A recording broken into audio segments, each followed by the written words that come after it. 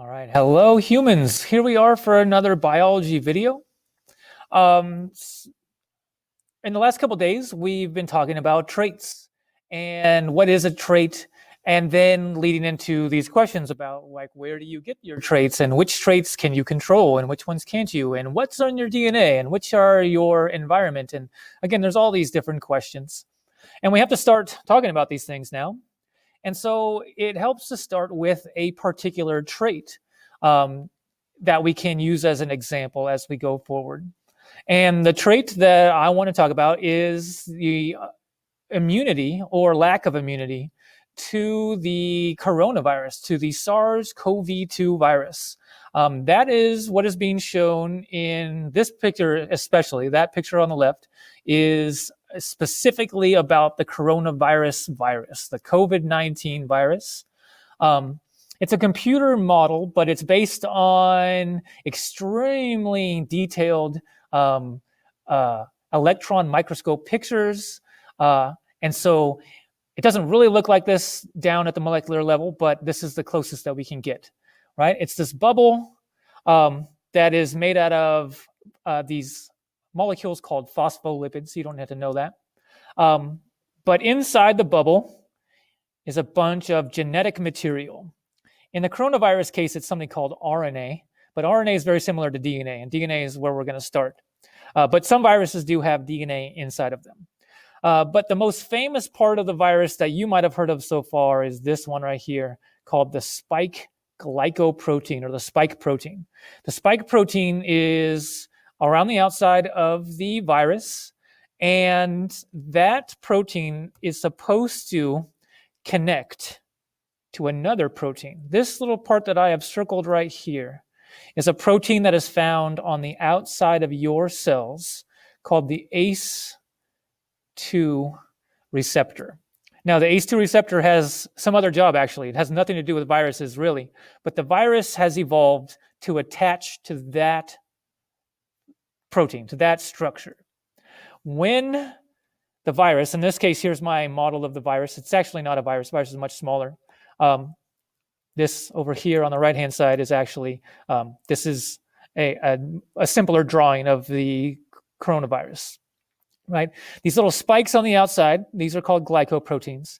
And the idea is that if the spike on the outside of the virus can connect to the shape on the outside of the cell, the virus can get inside of your cells and you are now infected, right? But it's got to be like a lock and a key. The key on the virus has to match the lock on the cell. Now, this picture right here is my version of, I just made a simple model of that shape, right? And let's assume that for most people, the shape of your protein looks like this, and that the virus thing like fits right inside of here, right? And then if it matches, then the virus can get in. But there are some people whose receptor protein is a different shape. I don't know if you saw that, right? Like it went from that shape to now that shape. And now let's say if the virus spike protein comes in and it's more of a circle, well, it doesn't fit into this Y-shaped shape anymore. It only fit into that circular shape, and now the shape is different. In real life, these shapes are super complicated. But for our purposes, just to show the basic circle versus like diamond shape that's going on here, right? If your surface receptor, which are these purple things waiting to be connected to, is a weird shape, then you are immune to the coronavirus. The virus can't get into your cells, right? And so some people have this trait. Most of us don't, but there are some people out there who are just naturally immune to the coronavirus because they have a different shaped protein on their outside of their cells, right? And so shapes lead us to this thing. This is something I asked you to do, and I didn't tell you what it was for. But these are a way to model the shapes and the way that your body makes shapes. If you remember, your job here was to take the pieces and arrange them so that it made one continuous path where the arrows are facing each other, right? And so you could see how this person arranged it, right? This overall thing has a shape to it. But then this person did the same thing, yet their shape is very different. And this person made a totally different shape out of those same pieces, right? Everybody has the same 20 pieces, yet everybody is making different shapes. That's important because this is what your body is going to do. Your body has some basic building blocks that it's going to use to create a shape of your receptor protein, for example, on your cells that the virus wants to attach to. We always use the same building blocks, but there is a difference between each of these shapes, and it has to do with the way that you put them all together.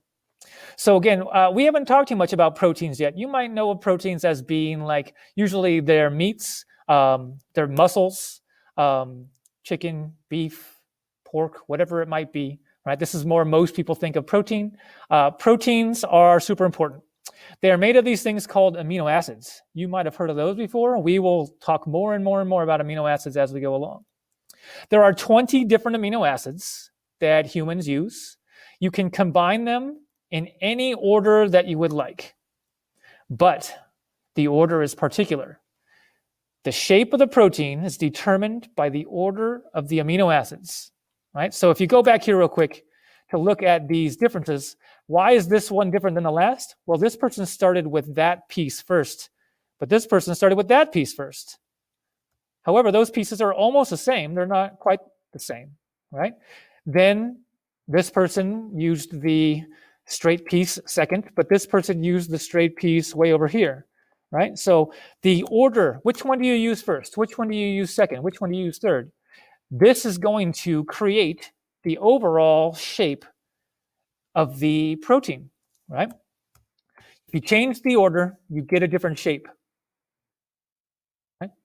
These two different, this top one is going to end up being a different shape than this bottom one would be. That's the first idea. We make our proteins out of amino acids. A different order gives a different shape. The different shape leads to a different function. Biological chemistry is all about matching shapes together. And so your goal as a living thing is for your cells to put these little pieces together in just the right order. Because if you put them in the wrong order, you get a different function. Now, in some cases, this is good. It might make you immune to the coronavirus. But in most cases, creating a different shape in your proteins than what was supposed to happen is going to be a bad thing, almost always. But we'll get to that. So, how do we know the order? Where do we get the information on how to do this? How do we know which one comes first, which one comes second? This is all from DNA. DNA is a shortened version of a long word called deoxyribonucleic acid, which we will talk a little bit more about where that word comes from as we go along. But you should know that DNA is generally considered to be the directions or the blueprint for how to be alive, how to be a cell. Now, the thing is that when we're talking about how to be a cell, and it's talking about how is a cell supposed to move, or is the cell supposed to grow, or is the cell supposed to be doing cellular respiration, or is it supposed to be moving stuff, transporting things? That what we're really talking about are proteins. You need proteins to help your cell grow. You need proteins to help your cells move and to breathe and to transport things. So we need to know how to make proteins from our DNA. DNA is a source of genetic information, like it says right there. Now, the gene that we are just talking about, the ACE2 gene, is found right there on something called your X chromosome. Everybody has at least one X chromosome. And at the very top end of it is this one section where you find the sequence of DNA that tells for the proper instructions on how to make this, right? This is actually the sequence. These are the literal exact DNA letters that if you were to give this information to the cell would make the ACE2 shape. Those of you that are susceptible to the coronavirus, which hopefully you don't know that yet, but maybe you do. Those of you that are average, normal, this is what your DNA looks like. Some of you have differences in these letters. Somewhere in there, letters are being changed, and those letters then lead to that differently shaped receptor, which leads to the ability to be immune to the coronavirus, right? And so we need to know how DNA works. How does our DNA actually control the shape of our proteins? Now, first is the idea that DNA is made out of small repeating molecules. They do have names called nucleotides. We'll practice with this vocabulary as we go along. But you might have heard of A's and G's and C's and T's. They do have actual names, as you can see. I will sometimes use these names, adenine, guanine, but you just need to know A, G, C, and T. You have to remember those letters. Usually students don't have too much trouble with that. Now the letters are put together into a long strand or a string, right? You have your one nucleotide that gets joined to the next, that gets joined to the next, and you get this long, long chain. I'm only showing 5 in a row. Your shortest chromosomes have thousands of these letters in a row. Your longest chromosome has 150 million of these letters in a long chain, one connected to the next. Now, this guy named Chargaff figured some stuff out way before we knew all about DNA. He noticed something. He went to study the DNA of many different species, as you can see, corn, octopus, chicken, humans, whatever it might be. And he did some chemistry to figure out how many A's there were, how many G's, how many C's, and how many T's, right? And you could see his raw data here, right? The percentage would be out of 100, right? So let's say that you had a piece of DNA that was 100 nucleotides long. For corn, 26 of them or 27 of them would be A's, 23 of them would be G's, 23 would be C's, and 27 would be T's, right? You can see that. Now there's a pattern here, right? There's something that Chargaff and other scientists noticed when they started to look at Chargaff's data. The thing they noticed is that for the most part, the percentage of A's is almost the same as T's, 27%, 27%. For the G's and the C's, 23%, 23%. For the chicken, 28 versus 28. 22 versus 22, right? I'm rounding in some cases. They're not exactly the same, but this is an important pattern. That A's were almost always the same as T's and G's would equal the C's. And so scientists started asking, like, why could that be? How could the cell know that the A's should be roughly equal to the T? Somebody had an interesting idea where they said, well, maybe there's 2 pieces of DNA and that the A's and the T's and the G's and the C's are actually paired up with each other. And so we come up with what's called the base pairing rules, that the letter A nucleotides are always matched up with the letter T nucleotide, and that the G's are always matched up with the C's. Maybe you remember this from middle school. These 2 little memory devices were taught to me actually by students, that A goes with T like as in an apple tree, and C goes with G like in chewing gum. Personally, I remember learning it because the A and the T are all made out of straight lines, and the G and the C are made out of curved lines. However you want to memorize it, you are going to have to know that A's goes with T's and G's goes with C. We will see what this means as we go along. But for what it means for us right now is that you have these nucleotides, but then you have a whole nother set of nucleotides. Now, there is something important about those other nucleotides, and that is the idea that they're held together by these things called hydrogen bonds. This is more of a chemistry thing. You don't know much about bonds necessarily yet, but what's important here is that these are weak connections, because you're going to see soon that we need to break these bonds and then make them again, actually, over and over again. So we don't want them to actually to be too strong. I think of hydrogen bonds like staples. Staples, one staple in itself is not very strong, but if you stapled something like thousands of times, you could make it fairly strong. And so the DNA molecule is strong enough to be held together because it has lots of these bonds, but they're weak enough that we can break them when we want to. One other thing you might have noticed as this came up is that the strands go opposite directions, and there's a word for this called anti-parallel. That word sometimes throws students off because anti, sometimes you think that means not.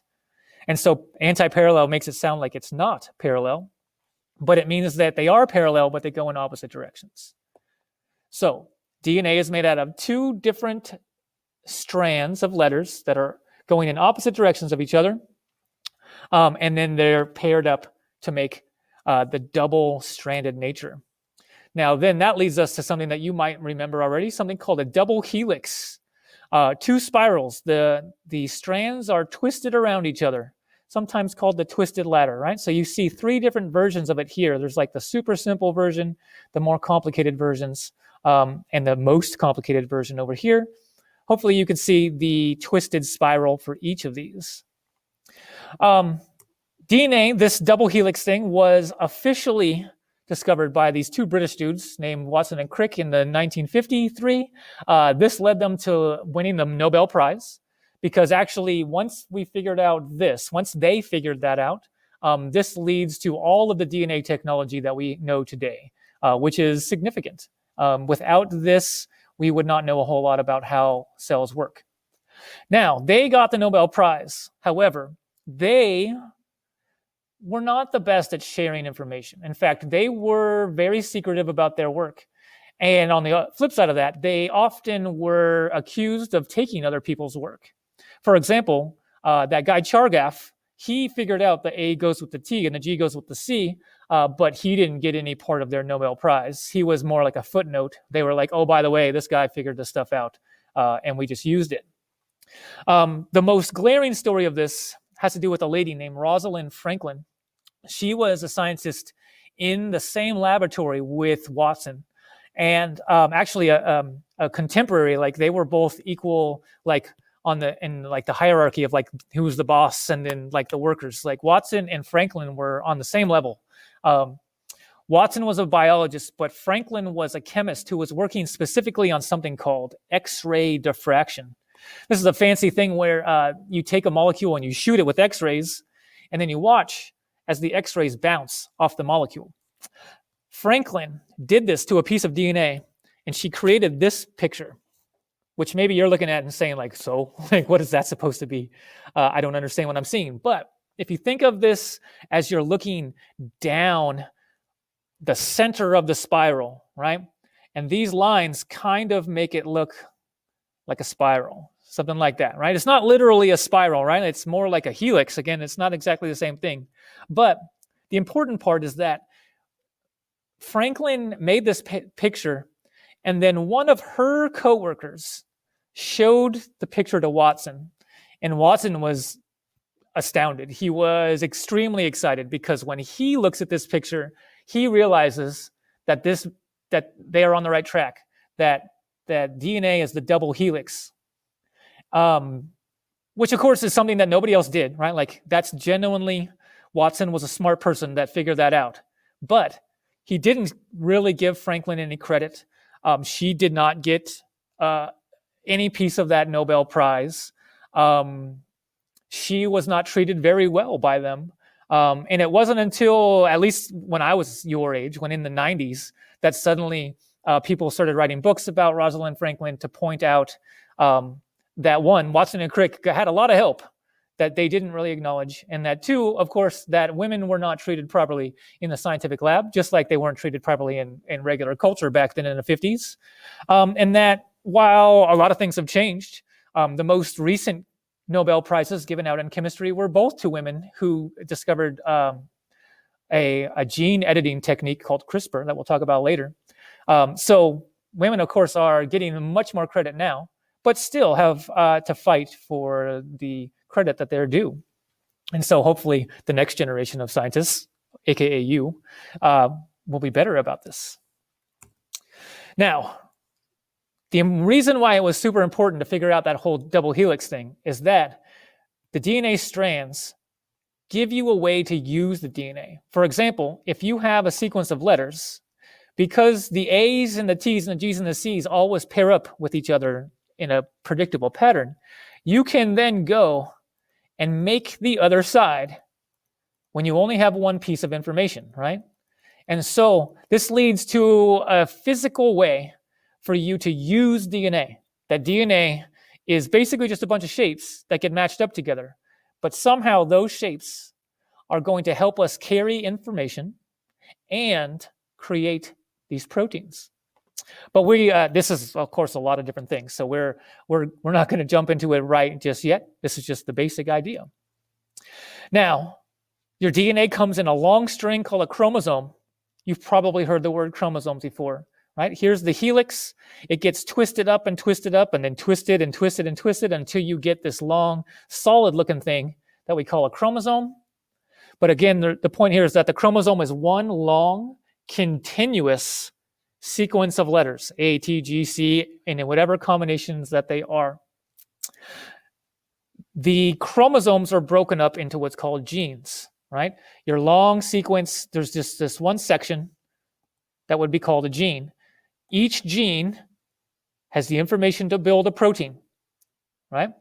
And so you already saw one of these, but here's what's called a chromosome map. This one is of chromosome number 4. It is, again, a long double helix that is all wrapped up on itself. But at the beginning, if you could call it the beginning, there's a couple important genes right here for something called achondroplasia, which is a type of dwarfism. Huntington's disease is a disease you get when you have a certain gene that gets a mutation that leads to neurological disorder, a brain disorder. Parkinson's, you might know, is the one where you start to shake uncontrollably. Narcolepsy is when you fall asleep uncontrollably, just randomly fall asleep. These are all controlled. These are traits, right? Narcolepsy is a trait. Parkinson's is a trait. And those traits are controlled by proteins. And those proteins are controlled by genes. And genes are just little sections of DNA. Not that little, but little compared to the big, huge chromosome thing, right? Chromosome 7 has a few interesting things like cystic fibrosis or Williams syndrome, diabetes. There are about 20,000 genes in a human cell. And each one has some sort of job to do to make some sort of protein that, if it messes up, gives you some sort of disease or genetic trait, right? And so this is where we're going. This is what we want to know, is how does a trait, or how does your DNA control your traits? And again, just to bring this back up, that in particular, the trait of being immune to COVID is all determined by these letters, which are found on this part of that X chromosome. And if somewhere in here, this T gets turned into an A, maybe now you're immune. Or maybe now the shape is changed to make you even extra able to be infected. That is possible as well, right? But all of the differences between all humans comes down to changes in these letters, changes in the structure of DNA. And so we're going to start talking about genes a whole lot. Hopefully at this point, the idea of a gene makes a lot of sense.